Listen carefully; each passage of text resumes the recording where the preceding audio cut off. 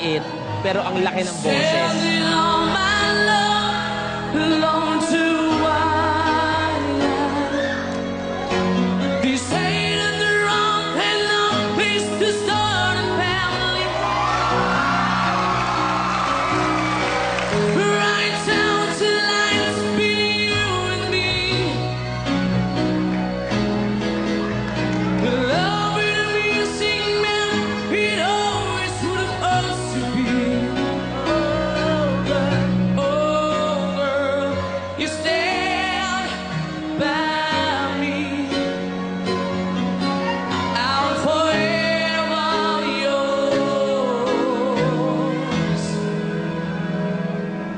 Faithfully.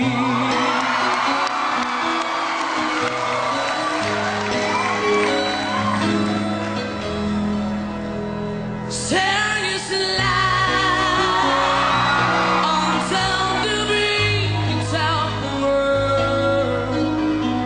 We all need to love to make us love.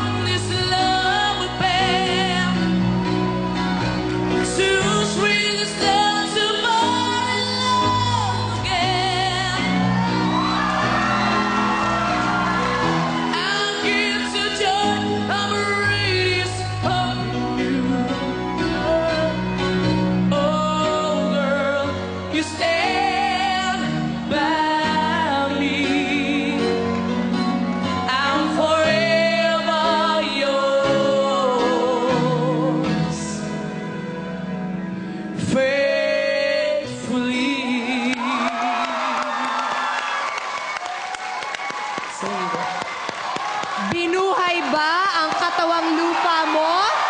Tama! Inaantok na ako pero binuhay mo ang katawang lupa ko, bongga! Sa inyo po. Alam ko that it's so difficult to perform pag meron kang pinagdadaanan. Opo, opo. Ilang buwan kong tiniis yun na may sakit ang mom ko, pero nag-work ako and kailangan happy ka, di ba? Pagkaharap mo audience. Umabot sa akin yung masamang balita na may karamdaman ng tatay mo. What is wrong? Anong sakit ng daddy mo? TV po. Malala na ba? Bale po, galing na po ngayon. Ang nanay mo may work? Wala po. Tumutulong ka? Opo. Paano ka tumutulong? Bale po, pagkakalabas ko po sa hapon, nagtitinda po ako sa bayan. Ng siomay po, siomay. Oh. Naiiyak naman ako. Ako din. Pero alam mo, magandang example ka sa manonood ng Pilipinas Got Talent kasi tumutulong ka sa pamilya mo. Opo. Yes. And apart from that, pinagsasabay mo ang pag-aaral, pagtulong sa pamilya, at ngayon, you're on the road to stardom. Thank you po. Anong pangarap mo? Simple lang po. Ano? Bale po, pangarap ko po, makapagtapos po ng pag-aaral. Apart from makapagtapos ng pag-aaral, hinangad mo bang maging isang sikat na singer? Hinangad ko din po yun kung matutupad po. Pero po, kahit po ako'y matalo dito, okay lang po. Basta po naipakita ko po sa inyo kung ano po ang tunay na Pinoy.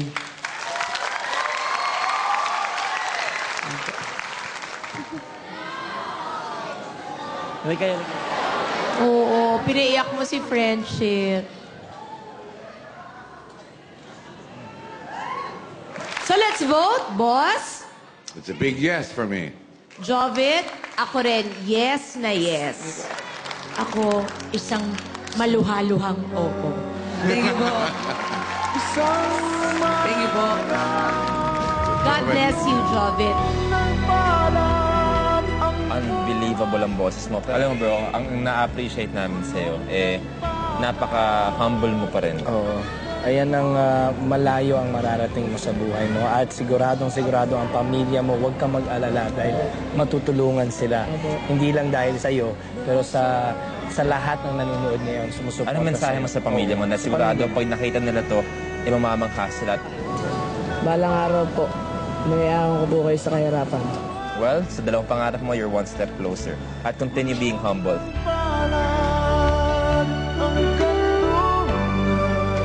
Way to go, Jovid. Thank you for sharing your story with us.